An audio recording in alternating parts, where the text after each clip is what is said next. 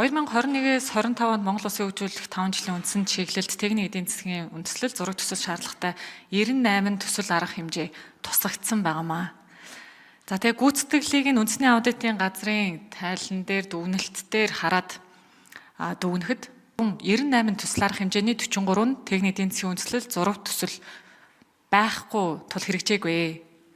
За тэгээ шалтгааныг нь задлаад харахаар нотлох баримтгүй 18. Тэр үндэсний аудитын газрын нотлох баримтгүй гэдэг дотор яг юу юуг оруулаад байгааг тайлбарлаад өгвөл хэрэгтэй байна.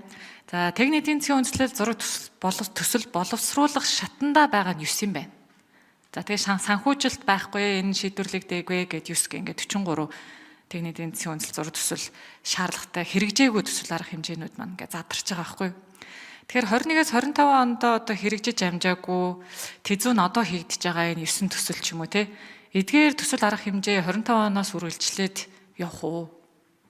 Тамаа дараагийн үндсэн чиглэлтэй тусгагдаад явах уу? Тэгэхээр ер нь улсын төсвийн хөрөнгөөр хэрэгжиж байгаа төслүүдэд тэзүү хийнэ гэдэг нь яг ямар журмын дагуу явж байгаа юм лоо.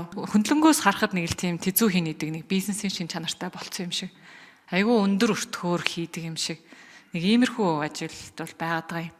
Тэгэхээр энэ дээр хариулт бастай аль сайд маань хариулах хэвээр юм холбогдох хариултаа хэлээд өгөөрэй. Бас таны хэлж байгаа өнгөрсөн 5 жилд хийгдэж амжаагүй зарим ажлууд техник эдийн засгийн үндэслэлгүйгээс болоод хийгдээгүй байх юм бол энэ үндэслэлүүдийг техник эдийн засгийн үндэслэлүүдийг бид нар хийгээд цаад явнаа. Нэг.